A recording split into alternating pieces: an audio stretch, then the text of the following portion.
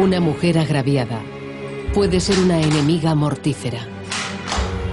Tenía una pasión obsesiva y era que su marido acabara en la tumba. Una novia celosa comete una venganza sangrienta. Dijo, no puedo dejarte marchar, vas a morir. La niñita de papá se convierte en su asesina.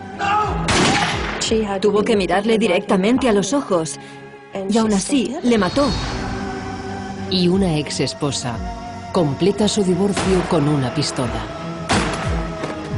Fue un asesinato de una frialdad pasmosa. Para estas asesinas es la hora de saldar cuentas con una venganza letal. Asesinas. Venganza letal.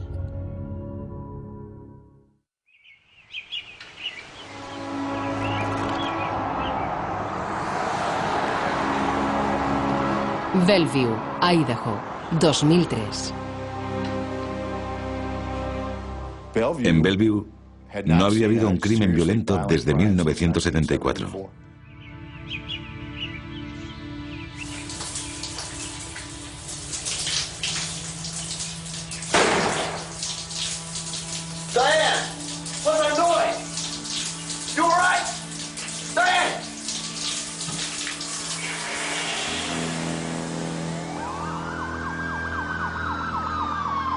Se oían sirenas por todo el valle. A mí me despertaron las sirenas. Esa mañana, Margaret Sowersby recibe una noticia espantosa. Nadie podía creer que eso sucediera en una ciudad tan pequeña. Alan y Diane eran muy conocidos, muy queridos. Participaban en nuestra iglesia. Practicaban el tiro de pichón, jugaban a los bolos. Eran muy divertidos. A las 6 de la mañana, en su propia casa, han matado a tiros a Alan Johnson y a su esposa Diane. Había peleas, había borrachos, conducción bajo los efectos del alcohol. No había asesinatos brutales con armas de fuego. Eso no pasaba aquí. No todos están consternados.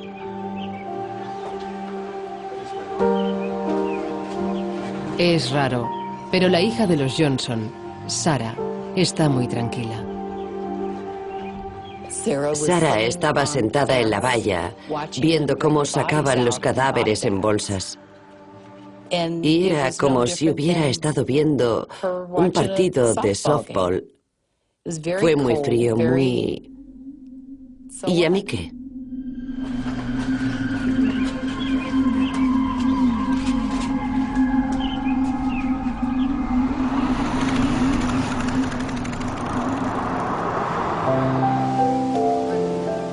En la tranquila ciudad de Bellevue, Alan Johnson era conocido por ser un padre entregado.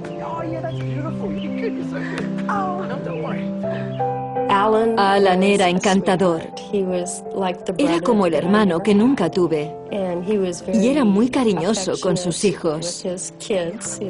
Era un buen padre.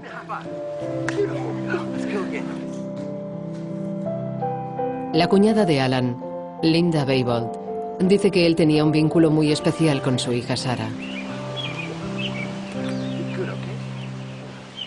Ella y su madre discutían a menudo, pero adoraba a su padre y siempre fue la niñita de papá.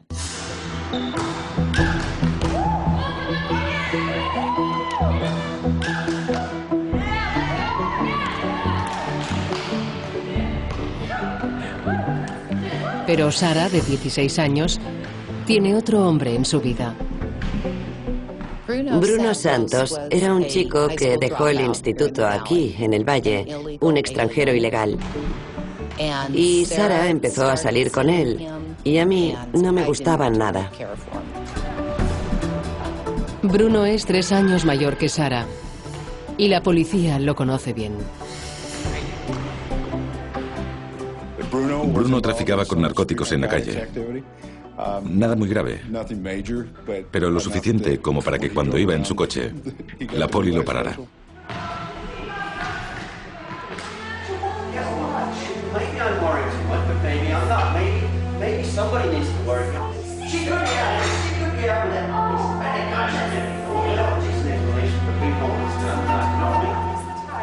A Alan y a Diane les inquieta el chico con el que sale su única hija.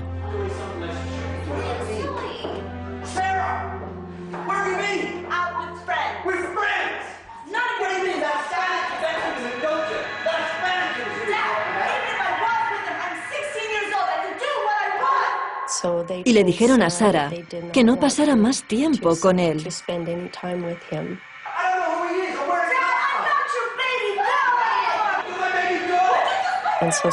Sarah se enfadó mucho y al parecer decidió que iba a ver a Bruno, tanto si ellos querían como si no.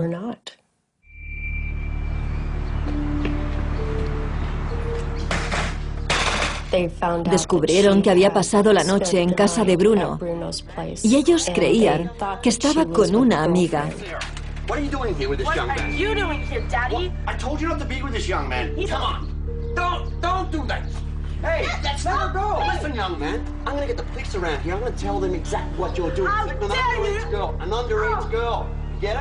Le cantó las 40 a Bruno y le dijo que se alejara de Sarah.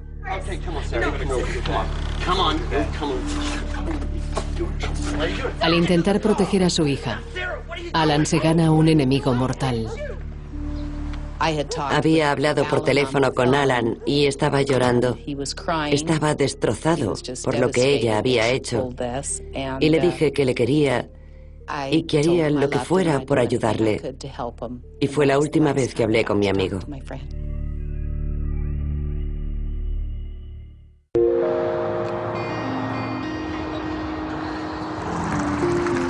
En la pequeña ciudad de Bellevue, Idaho, nadie lo vio venir. No te lo quieres creer, porque no puede ser verdad.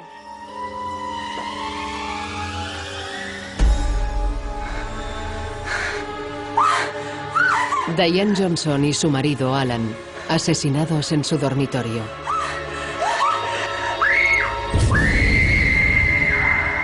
Su hija de 16 años, Sarah, llama pidiendo ayuda. Me llamaron a casa del condado de Blaine la mañana del homicidio. El jefe de policía, Randy Tremble, supone que será una llamada rutinaria. Pero el agente me dijo que al otro lado del teléfono la oía gritar y que alguien había disparado a sus padres.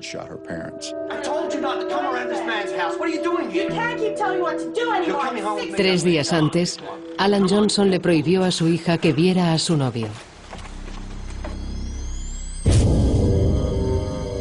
Bruno Santos, de 19 años, es un extranjero ilegal con un pasado delictivo. Todos dimos por hecho que fue Bruno.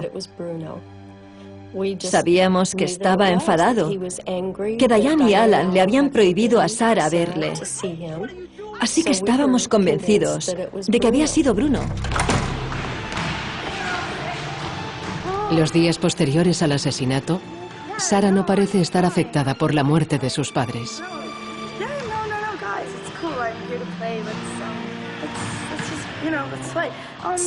Sarah parecía no sentir nada. Era muy raro.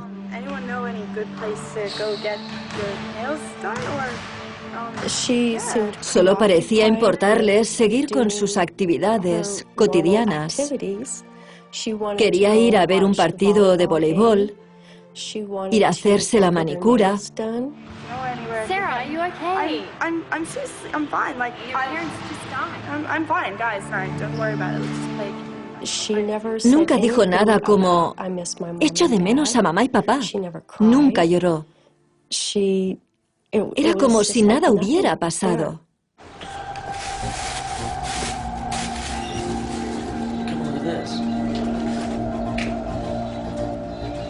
Más sospechoso aún, resulta lo que la policía encuentra en la basura.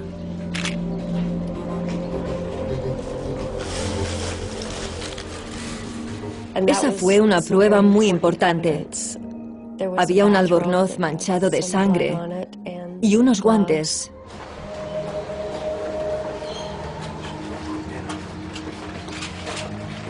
La verdad sobre quién mató a Alan y a Diane se está esclareciendo.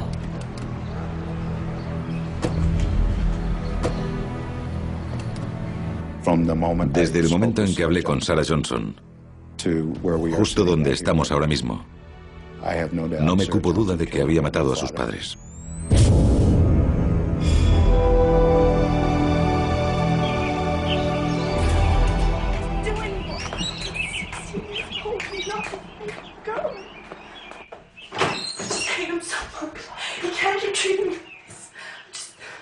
Esa mañana, la disciplina de los padres desencadena una reacción atroz.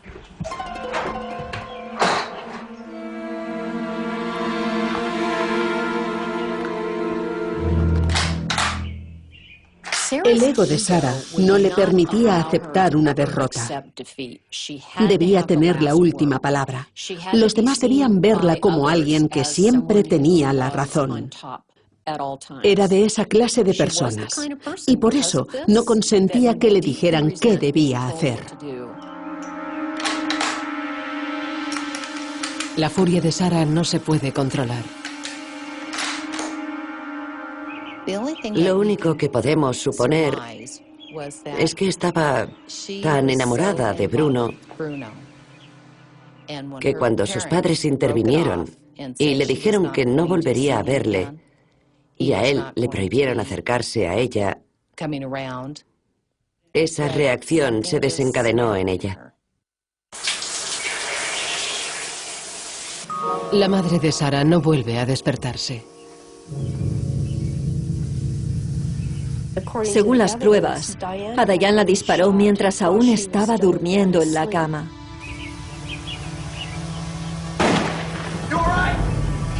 Cuando Alan Johnson sale a indagar, la hijita de papá se venga. Alan recibió el disparo cara a cara con quien le mató. Y si fue Sarah, ella tuvo que mirarle directamente a los ojos. Y aún así le mató. Y eso nos costó muchísimo asimilarlo.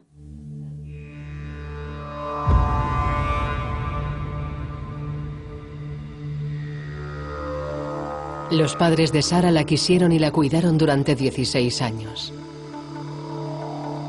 Ignoraban que habían criado a una chica, incapaz de sentir empatía. Una chica peligrosa. Una sociópata. El hecho de que Sarah fuera capaz de disparar a sus padres de un modo tan tranquilo y metódico, creo que indica su sociopatía. Esas personas que la habían criado no significaban nada para ella. Lo único que significaban era un obstáculo. Y matarlas fue fácil.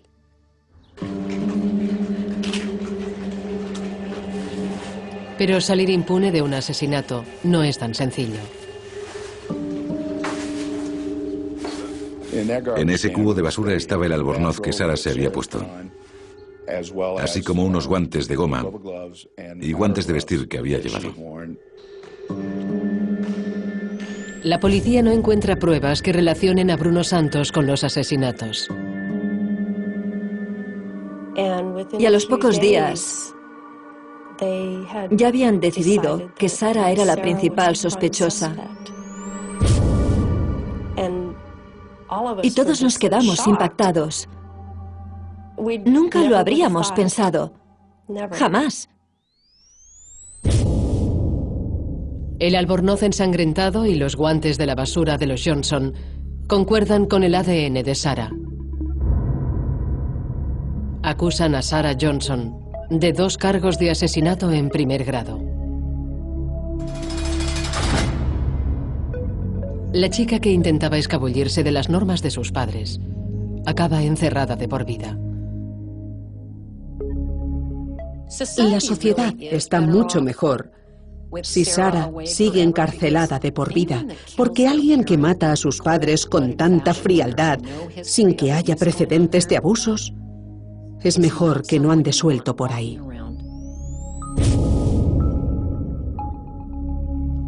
Esta fría venganza marcó a todos aquellos que conocían a Alan y a Diane Johnson, salvo a su hija.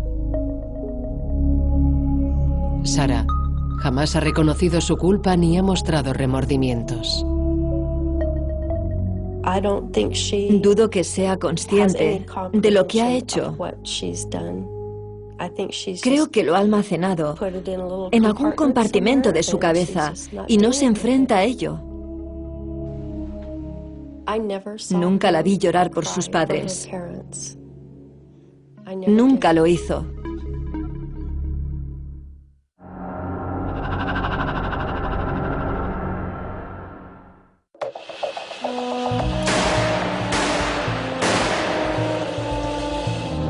La venganza puede transformar a una madre de un barrio residencial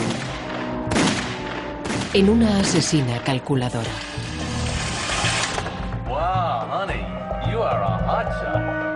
Vemos a una mujer incapaz de aceptar cualquier tipo de rechazo. Consumida por la venganza letal, el próximo objetivo de esta madre será de carne y hueso. Fue un asesinato de una frialdad pasmosa. Richmond, Virginia, 1999. Piper Rowntree, de 40 años, está cayendo en picado.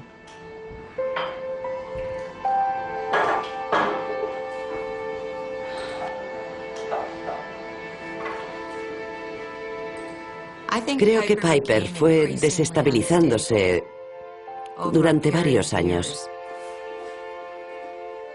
La escritora de novela negra, Catherine Casey, investigó la mente volátil de Piper.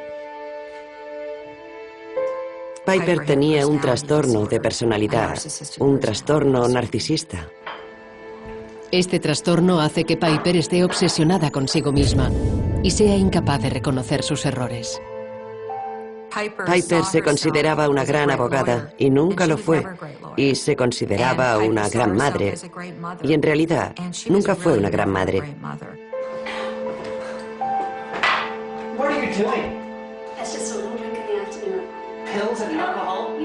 El marido de Piper desde hace 17 años, Fred Jablin, se está dando cuenta de esa realidad. Fred se había casado antes y había fracasado, y estaba muy afectado por ello, y no quería que eso volviera a suceder. Piper y Fred no siempre habían sido desgraciados. Su joven familia surgió de un amoroso romance. Se casaron después del primer año y parecían ser muy felices. La gente en el despacho de Fred decía que ella le hizo más humano, en cierta forma. Y todos pensaban que sería bueno para Piper, porque él tenía esa fuerza y esa rigidez de la que ella carecía. Pero Fred va a descubrir algo muy doloroso. What's this? I'm going out for lunch with the girls. Nothing special. You're seeing somebody else, aren't you? Fred descubrió que Piper tenía una aventura con un médico de Richmond. Y fue algo que Fred no pudo pasar por alto.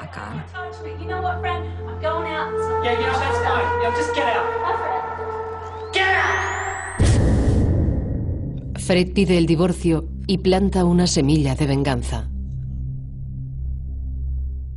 Miles y miles de matrimonios se separan y se divorcian todos los años en este país, y rara vez acaba en homicidio.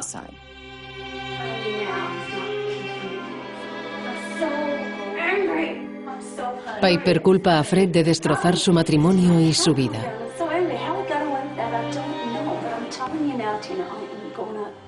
y que a él le concedan la custodia de sus 3 hijos. Es la gota que colma el vaso.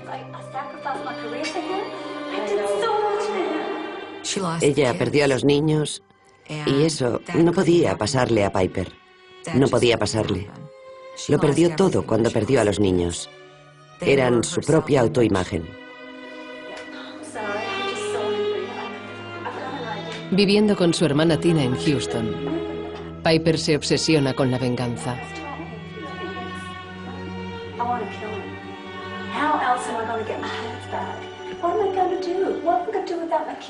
Fred Jablin parecía tenerlo todo. La vida le iba muy bien.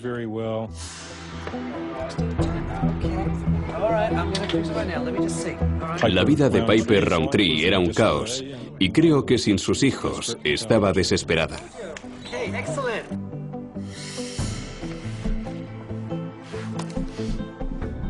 El fiscal Wade Kaiser cree que la desesperación de Piper pone en marcha un plan mortal.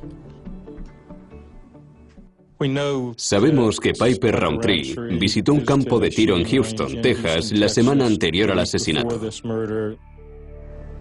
Piper practica con un revólver del calibre 38. Con frialdad y premeditación, está ensayando un homicidio. Piper tenía una pasión obsesiva, y era que su marido acabara en la tumba.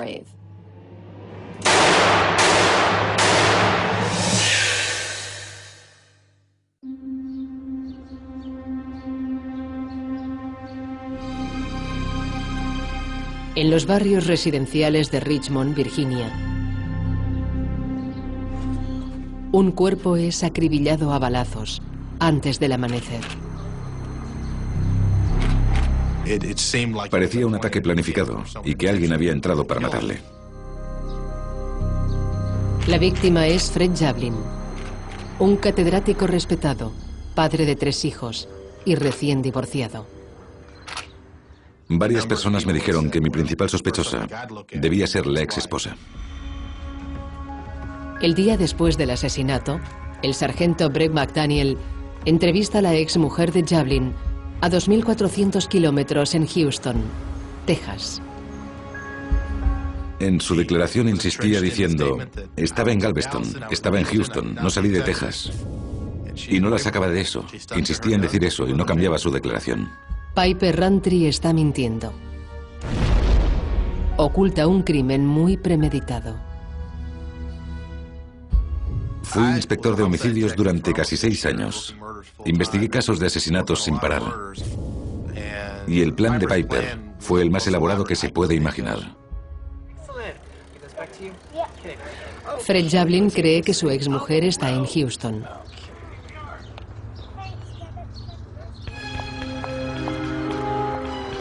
Pero está a la vuelta de la esquina.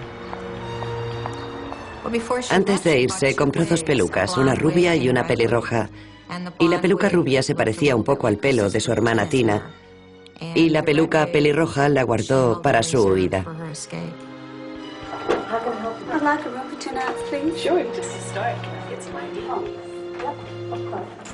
Piper ha viajado a Richmond usando la identidad de su hermana Tina y utiliza un nombre falso para registrarse en un hotel.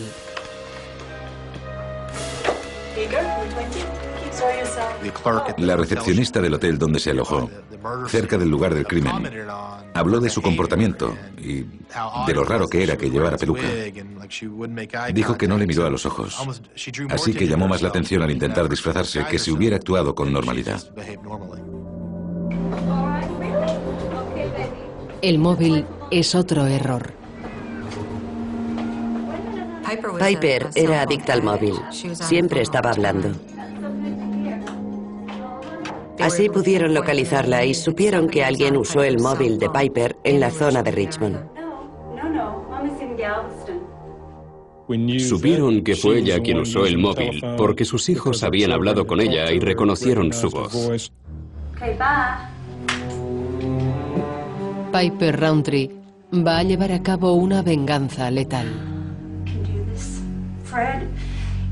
hate you. I'm gonna get my kids back and you're gonna be dead in your grave. I'm gonna kill you, Fred. Sus hijos perderán a su padre en un violento tiroteo. Porque Piper da prioridad a sus propios sentimientos. Piper es narcisista. Es una auténtica narcisista. Y un narcisista no piensa en cómo se sienten los demás. Y en este caso, creo que jamás lo tuvo en cuenta. Nunca pensó en el efecto que causaría en sus hijos.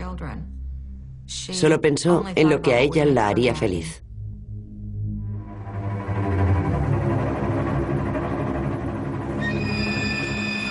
Ya ha decidido el momento exacto en el que atacar. Sabemos que conocía la rutina de su marido. Madrugaba, hacía el café y salía a la calle a coger el periódico.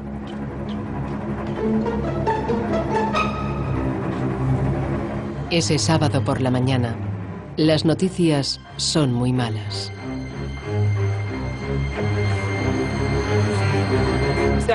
You know who it is, Fred.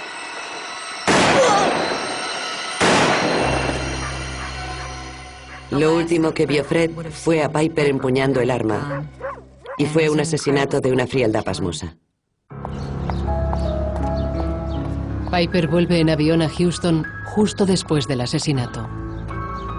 Ha cumplido su cometido y cree que no ha dejado rastro.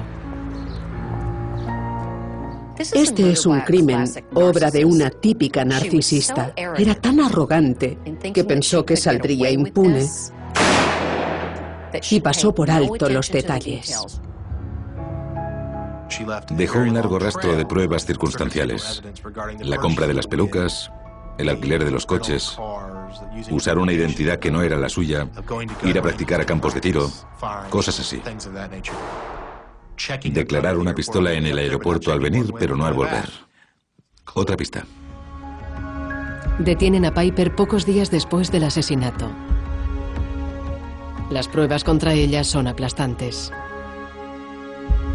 Pasará el resto de su vida separada de sus hijos, entre rejas.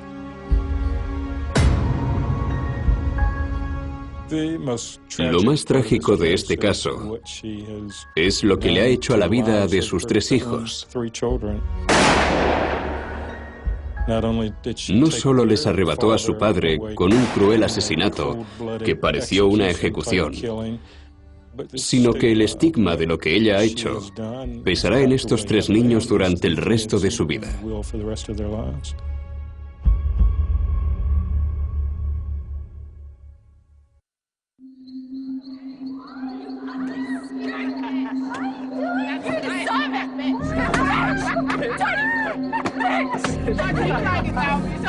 Un juego delirante y muy sangriento.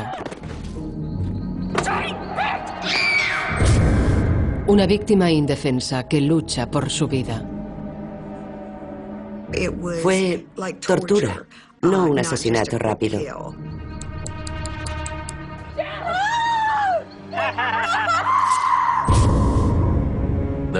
Apenas había sitios en su cara y cuerpo donde no hubiera un corte o una cuchillada. Pero el martirio de Colin Slemer no ha acabado. Esta vez, la cuchilla deja una marca aterradora. Se suponía que ese pentagrama era la puerta para entregarle su alma a Satanás. Esa noche, Colin morirá. Y su asesina lo celebrará. Había una persona maligna tras esa mirada. Knoxville, Tennessee, 1994. Get one of these. El programa laboral ofrece educación y formación a adolescentes que quieren empezar a ser independientes. El programa laboral estaba destinado a jóvenes conflictivos. Era la última oportunidad para ellos. Krista Pike, de 18 años, vive en el campus del programa laboral, donde sus estudios están pasando a un segundo plano. Empezó una relación con un chico llamado Tadaril Ship. Creía que se había enamorado de él y que era el amor de su vida. Es un amor con un lado oscuro, según la escritora de novela negra, Patricia Springer. Krista era muy celosa, así que era muy posesiva con Tadaril. Con su tiempo, su energía, sus intereses.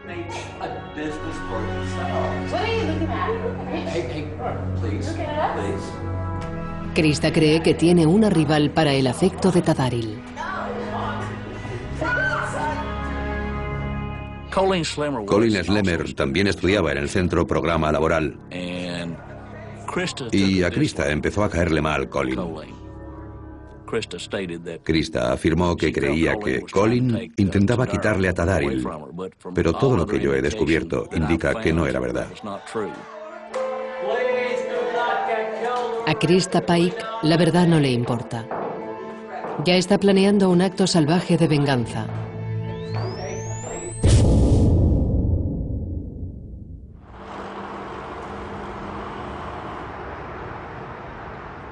Nadie imaginaría que en una ciudad tranquila como Knoxville se vería algo parecido a esto. El inspector Randy York se enfrentará con las consecuencias de la ira atroz de Krista Pike. Personalmente no pude justificar lo que hizo, ni tampoco quiero. Quien lo justificara estaría tan loco como ella. En su infancia, Krista vivió poca estabilidad familiar.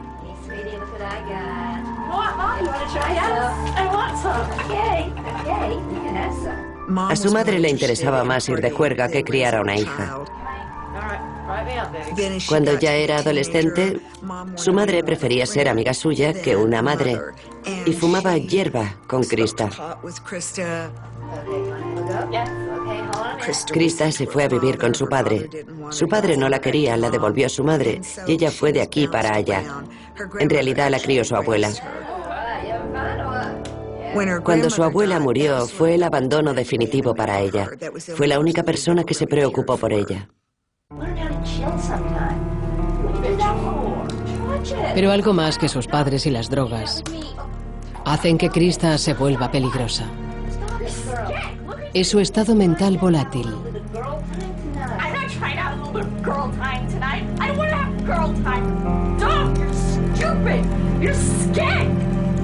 Dudo que Krista tuviera la oportunidad de ser una persona normal en nuestra sociedad. Después, mientras estaba presa, le diagnosticaron una enfermedad mental grave. La enfermedad suena inocua. Trastorno límite de la personalidad. Pero significa que Krista vive en un mundo de extremos. Un lugar de todo o nada. De negro o blanco. De odio o amor. Para un joven con una incapacidad para manejar sus emociones con madurez, es muy fácil pasar de los celos a la violencia. Do you know Colleen? Yeah. That bitch, I hate her. Why? 'Cause she's trying to steal Tadaril. I just feel mean today. You know, I could kill someone. Yes, I could. I could kill someone. You don't believe me? Krista decidió que iba a librarse de la competencia, por decirlo así. Y pensó que el único modo de eliminar a la competencia era matarla.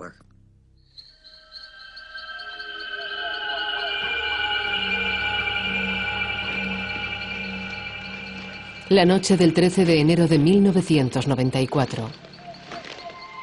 Krista Pike, Tadaril Ship y su amiga de 18 años, Shadola Peterson, invitan a Colin Slemmer a pasear por el bosque. La atrajo a un parque de Knoxville, diciéndole que tenía hierba, marihuana que iban a fumar.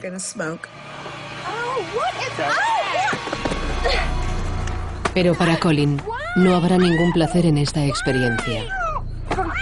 Solo dolor. Krista declaró que solo iba a asustar a la víctima. No hace falta un cuchillo ni un cúter para asustar a alguien.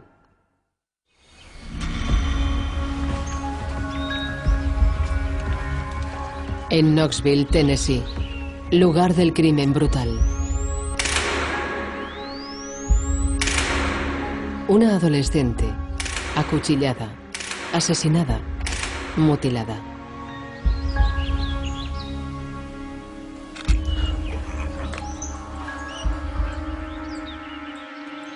Habían grabado un pentagrama en la víctima. Y seguramente lo cortaron con el cúter y lo hicieron mientras aún seguía viva.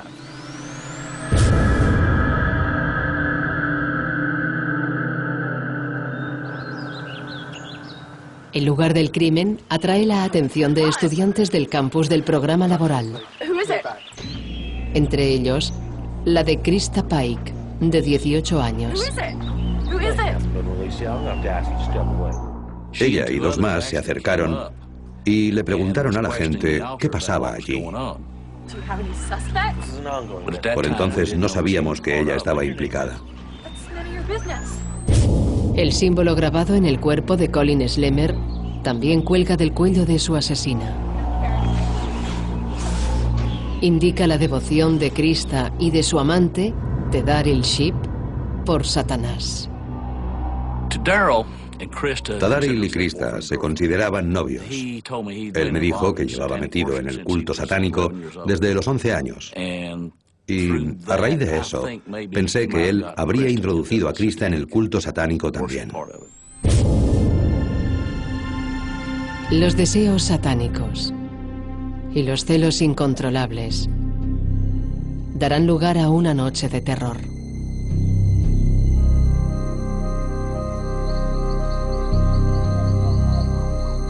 La noche antes de que se halle el cadáver de Colin Slemmer, ella sigue a otros 3 estudiantes al bosque.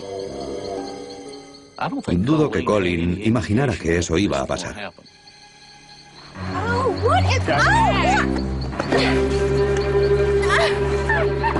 Krista cree que Colin quiere quitarle a su novio y desea vengarse. Lleva con ella a Daryl Shipp y a Shadola Peterson como apoyo. A veces, cuando la gente está en un grupo, actúa de un modo que jamás actuaría individualmente. Y a veces, eso acaba en un asesinato en grupo. Krista se encaró con Colin por su relación con Daryl. Colin insistió en que no tenía nada con Daryl, pero Krista era tan posesiva con él que ni la escuchó. Krista saca un cúter de su chaqueta. La llamó zorra mentirosa y le dijo que iba a asegurarse de que no se acercara nunca más a Daryl. Y entonces empezó a rajarla. En los 45 minutos siguientes, Colin recibirá más de 300 cuchilladas. En este caso, todas las marcas dejadas en el cuerpo de la víctima indican que estaba siendo castigada. Krista la estaba castigando y sus amigos colaboran con Krista. Daryl Shipp no duda en unirse a ella.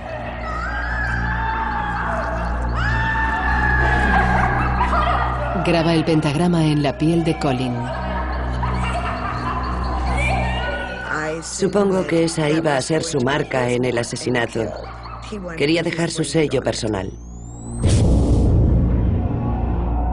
Mientras Colin se está desangrando, aún mantiene la esperanza. Dijo, si dejáis que me vaya, me iré en autostop hasta Florida, volveré a casa. dejad que me vaya. Y ella contestó, ya he ido demasiado lejos, no puedo dejarte marchar, vas a morir. Lo último que Colin Slemmer ve es a Krista Pike levantando el brazo.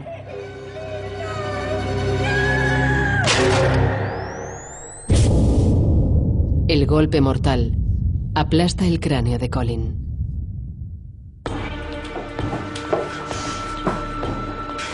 Tras el asesinato, Krista regresa a su residencia.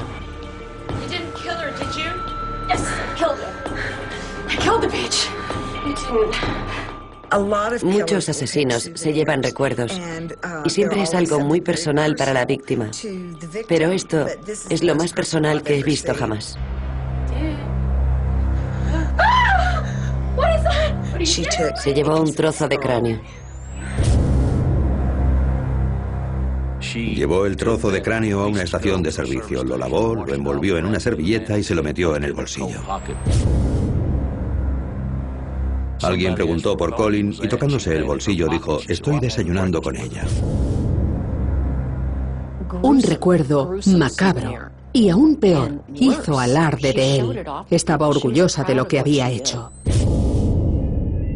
El pentagrama grabado en el cuerpo de Colin lleva a la policía a investigar a los satánicos en el programa laboral. Descubren que Krista ha estado alardeando de su crimen. Diría que estaba extasiada, entusiasmada con lo que había hecho. Era lo mejor que le había pasado. Randy York, el inspector, se quedó helado porque ella estaba eufórica y escenificó ambas partes en el asesinato. Se tiraba al suelo y se retorcía, como lo había hecho Colin, y luego pasaba a interpretar su papel de asesina y los gestos al acuchillar. Mostraba entusiasmo ante lo que había hecho. Los tres sospechosos admiten su ataque contra Colin Slemmer. A Shadola Peterson la condenan a 6 años de cárcel. A Tadaril Sheep le cae la perpetua. Y a Krista Pike la condenan a muerte. A los 21 años, se convierte en la persona más joven en el corredor de la muerte de Tennessee. Me sorprendió porque la mayoría de jurados se compadecen de los jóvenes por algún motivo. Pero el jurado vio que esta chica no tenía remedio. Oyeron todos los detalles y todo cuanto había pasado y creo que la vieron como alguien perverso. Una ansia de venganza y una enfermedad mental peligrosa hicieron de Krista Pike una asesina brutal. Sigue en el corredor de la muerte y sigue siendo peligrosa. Dudo que Krista haya cambiado. No creo que pueda. Su personalidad ya está definida. En la cárcel volvió a intentar asesinar y creo que ella es así. Y en este punto de su vida ya no puede cambiar. Para estas asesinas, la venganza se llevó a cabo con sangre. Sarah Johnson convirtió una rabieta adolescente en asesinato. Piper Rowntree no descansaría hasta que su exmarido muriera. Y Krista Pike era una asesina nata a la espera de atacar. Una vez furiosas, la ira les quemó por dentro y arremetieron con una venganza letal.